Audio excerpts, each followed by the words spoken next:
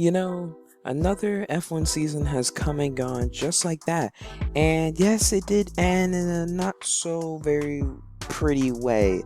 A nice controversial moment we'd have to see with the FIA and Lewis Hamilton about, letting lap cars pass the safety car before the restart of the race. So, yeah, some pretty controversial moment to end the F1 2021 season. But hey, congrats to Max Verstappen. But all in all, Lewis Hamilton did get screwed. So, yeah, this controversial moment in F1 does look just as bad as we've had in NASCAR in this past season. But NASCAR, I'm not going to get you guys off the hook just yet. Let's go ahead and take a look back at the top 5 controversial moments of the 2021 NASCAR Cup Series season. Because NASCAR, you think F1 screwed up? Let's see what you guys did. Just over 1 month since the 2021 NASCAR Cup Series season has ended, we're now going to be taking a look at some of the best and worst moments that happened in the sport this year. Each season has had its own headlines, unique stories, and memorable moments. And today's episode, we will focus on some of the controversial moments we witnessed in this past year of racing on the Cup Series circuit. And just a bit of a side note, these moments are not really ranked and are placed simply, and they're just basically placed simply in the order that the events happen. So these aren't really ranked, these are just in the order that they happen. So anyway, let's go ahead with number 1. Controversial moment number 1, the sprinkles of rain at the Daytona Road Course. Daytona Speed Weeks, or Speed Week in this case, gave everyone something to talk about, from the last lap run-in between Chase Elliott and Ryan Blaney and the Clash, to the fiery last lap crash that ultimately gave Michael McDowell his first win in the Cup Series on the sport's biggest stage. But the biggest controversy in Daytona didn't happen until after the glory of the Daytona 500 washed away. You get what I get there because of the rain and whatever. The week after the Great American Race, teams returned to Daytona Beach to compete on the Daytona Road Course. And of course, we all know the road course ace Chase Elliott appeared to be cruising to another win on the winding course. But on lap 57, a caution for rain came out and derailed his entire race. The short shower only affected one section of the track, and no cars had appeared to suffer from the rain, but NASCAR threw the caution flag anyway, and unsurprisingly, no one came into the pits for rain tires. But with the field packed tightly on the restart, 2 more cautions came out, plus a number of other incidents drastically changed the outcome of the race. And for the most part, it seemed as though fans who were in the stands, and as well as many team members and personnel at the track, acknowledged that there was some form of rain, but some made it out to be worse than others. And from television, there appeared to be very little to no rain whatsoever, and with no cars seemingly affected by the weather, an outcry began from fans. Many claimed that, in red, NASCAR was using the caution as a way to create closer racing and more excitement, since the cars had been strung out. It wasn't the first time NASCAR faced accusations like these, but they defended their ruling. So, now on to number 2. Controversial moment number 2, the uncontrolled tire at Kansas. In early May, the NASCAR Cup Series returned to Kansas Speedway for the fan-named Bushy McBush Race 400. Despite the rather comedic name, the race left very few fans laughing. With 53 laps left in the race, in the midst of the final cycle of green flag pit stops, Tyler Reddick's team didn't secure one of the tires that had come off of his car.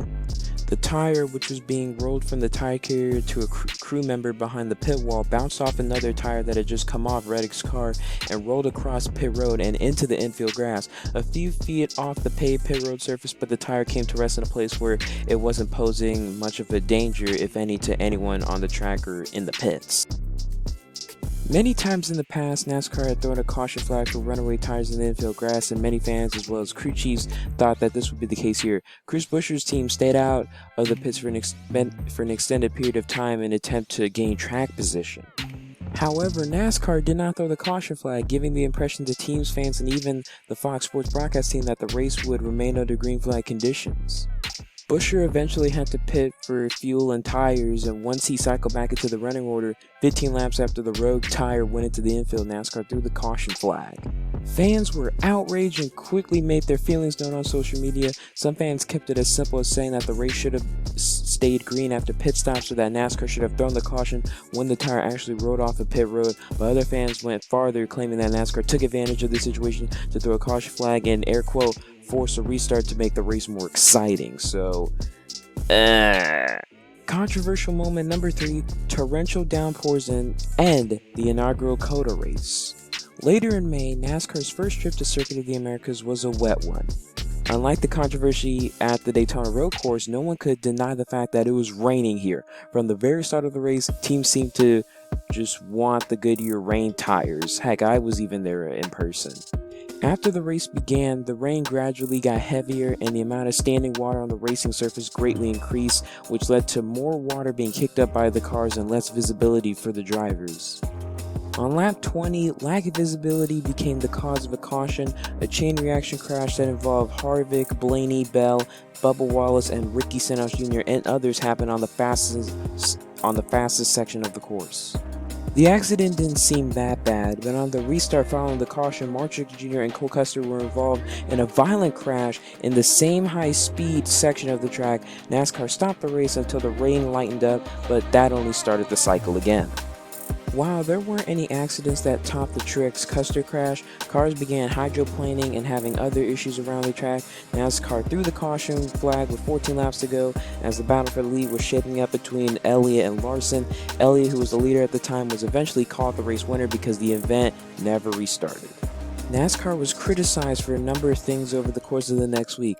Some fans called NASCAR out for putting drivers in danger by not stopping the race before the mid-race accidents to wait for a day of better weather to resume the race, and others questioned why NASCAR called the race 14 laps shy of the finish when drivers have been racing in a downpour all day anyway. So either or technically for NASCAR right there.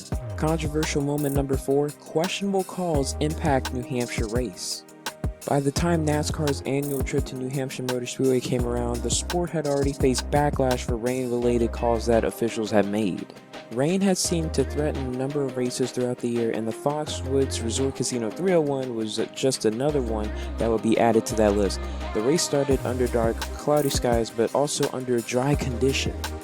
That changed very quickly. Sprinkles quickly moved over the track, showing up on camera as early as lap 3, but with only a few light sprinkles, NASCAR didn't throw a caution flag. The caution flag instead came out on lap 7. Entering turn 1, race leader Kyle Busch and second place Mark Truex Jr. slid up around and went into the outside wall because the track was too wet. Behind them, Denny Hamlin spun while the cars of Ross Chastain and Alex Bowman sustained damage as well. Busch was so furious at the situation that when the pace car pulled up in front of him, he intentionally ran in. Instantly, NASCAR was scrutinized by fans for not stopping the race due to the rain. Some fans argue that the decision not to throw the caution flag could have impacted the end of the race because of how good Busch and Truex had been at the track, and that the damage to their cars, which could have and should have been avoided, could have been the difference between them winning and the results which they were actually credited. So yeah, that does suck at the end of the day. So that's only 4 in just one season, but don't worry, we have another. Controversial moment number 5, Harvick versus Elliott, the battle begins. As the first elimination race of the playoffs was winding down, 3 drivers in championship contention found themselves battling for a win at Bristol Motor Speedway.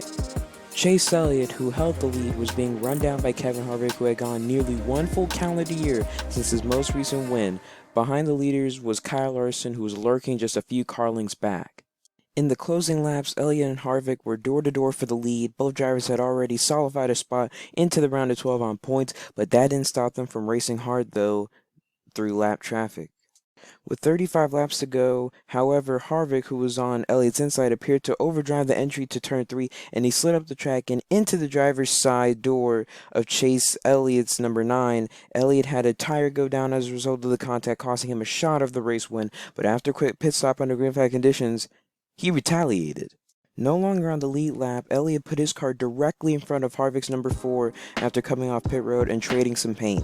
Elliott blocked Harvick, and eventually Larson was able to find his way around him to secure his 6th win of the season. Following the race, a very long conversation occurred between Harvick and Elliott, one in which it appeared they agreed to disagree.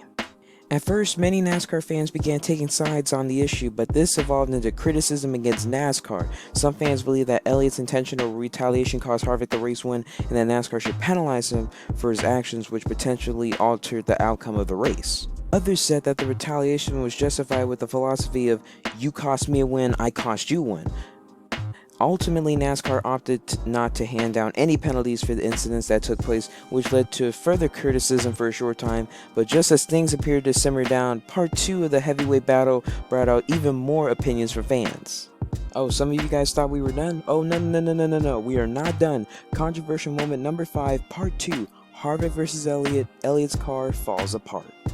3 weeks after the Kevin Harvick vs. Chase Elliott showdown took place at the Last Great Coliseum, the two drivers found themselves in a very different position at the start of the second playoff elimination race at the Charlotte Roval. Both drivers, who had raced their way into the second round on points prior to the end of the first elimination race, found themselves in danger of being eliminated from the playoffs if even one thing went wrong. At the start of Stage 3, Harvick entered Turn 7 behind Elliott, accelerated through the center of the corner, and sent him into the wall. Elliott was able to save his car from complete destruction, but the rear end of his Chevrolet appeared to be just barely hanging on to the rest of the vehicle. After extensive repairs, Elliott found himself back on the track with his bumper, deck lid, and quarter panels heavily taped up, and as he began to run laps and run over the curves of the 17-turn course, some of the tape came loose and eventually the rear bumper cover began flapping like a flag behind the car. And also the sheet metal hung on for a number of laps before it fell off and onto the track, prompting NASCAR to throw a caution flag, which helped Elliott catch back up to the rest of the lead lap cars. Several fans were quick to call out NASCAR for allowing Elliott to ride around with sheet metal flapping around, and sheet metal which many believe would fall off like it ended up doing. Fans cited how in other situations driver would be black flagged and forced to pit to fix the issue, but that was not the case for Elliott. Some fans even went as far as claiming that NASCAR was allowing the 9 team to get away with this simply because Elliott is the most popular driver, and that would be detrimental to a significant portion of the sport's fan base to penalize him, a move which would also most certainly eliminate him from the playoffs. Why Elliott was allowed to continue racing without penalty ultimately came down to the fact that the part which flew off his car is not a piece that NASCAR requires on road courses, technically, in a way. Still, many fans didn't buy into that explanation and continued to criticize NASCAR, especially after the race when Elliott had managed to advance into the playoffs and Harvick had been eliminated after a later crash.